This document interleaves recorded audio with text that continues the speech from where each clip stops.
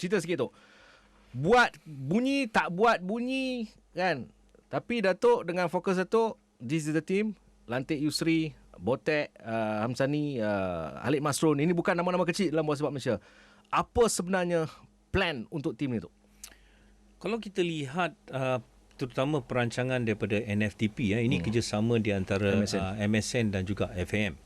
Kalau kita lihat NFDP, program mereka berfungsi dengan cukup baik daripada peringkat umur 13 tahun terutamanya hingga ke peringkat 17 tahun, di mana kita mempunyai pasukan elit di AMD daripada 13, 14, 15, 16 dan 17. Tetapi kita kena faham di sini, ada kalangan pemain yang tak akan menyinar dalam satu jangka masa yang pendek. Betul. Mungkin mereka memerlukan jangka masa yang panjang. So apabila kita menubuhkan pasukan projek FAM MSN ini adalah untuk memberi satu lagi laluan pada pemain-pemain yang boleh dikatakan second tier ataupun yang tidak mempunyai peluang untuk bersama kelab yang besar di Malaysia, terutama bermain dalam Liga Super maupun Liga Premier.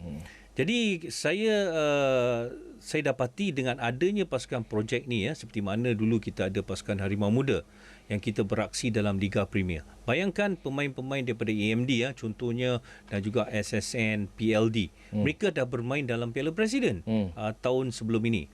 Tetapi apabila mereka keluar daripada AMD, mereka masih lagi bermain dalam Piala Presiden.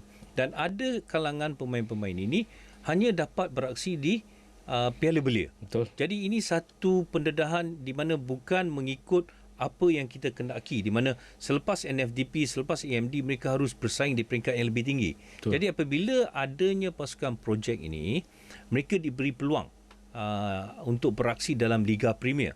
Dan saya percaya ini merupakan peluang mereka yang terakhir untuk mereka mendapatkan spot di pasukan Liga negara kita untuk diiktiraf sebagai pemain profesional.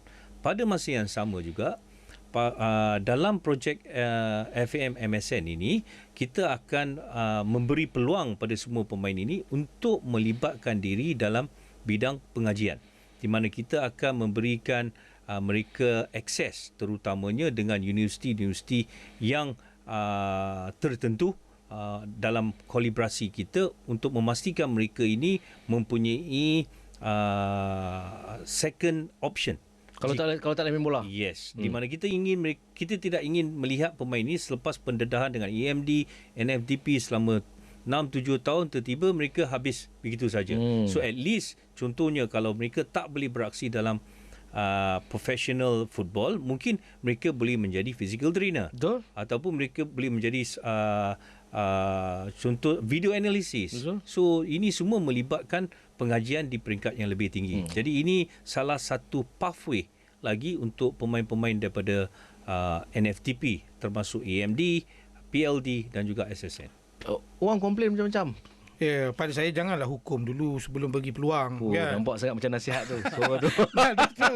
Kan? Pasal ini pada saya adalah satu national agenda. Kan? Yang dulunya kita tahu NFDP pun ada satu agenda. Tapi apa yang saya minat, seronok ketika ini adalah satu gabungan yang baik antara FM dan MSN ataupun KBS, adalah hubungan dua hala tu yang nampak bagus. So, I'm sorry to say, kalau dulu FM dengan cara FM, KBS dengan cara KBS, kemungkinan terjadi begitu kan. Tapi apabila project team ni ada dengan coaching staff yang Gaban cakap tadi, yang mengenali bola sepak Malaysia, yang budaya, tahu bola sepak Malaysia, so saya rasa kita harus support kan. Pasal kalau tidak ada kombinasi ni, contohnya kalau kata FM saja harus pergi bersendirian untuk buat projek team, dana tu kan. So ini adalah satu kerjasama kombinasi yang bagus kerana dana tu datangnya daripada kerajaan. Dan saya suka sebab bila of course lah, tim bola main bola lah, tetapi bila Datuk cakap pathway tu, maksud dia kan, kata kalau dia tak cabang-cabang yang lain kan, minta simpang lah Datuk, tak mau jadilah benda-benda tak elok. Injured panjang kita tolak tepi tu lah. Tapi dia dah ada dah. Dia dah ada dah master plan dia apa nak kena buat dan sebagainya. Ada seorang player Kedah daripada SIG, nama dia Mak Yu. Mak Yu juga? Mak Yu. Terpilih ke tu? Kata dah report tu. Tak tahu. Dah report dah. Saya tak pasti. Baik tu. Dia punya sumber macam-macam tu. Tapi saya tahu tadi dia cadangkan, Fizal cadangkan pemain orang asli. Orang asli. Tapi saya percaya ada seorang pemain orang asli yang terlibat. Tengok.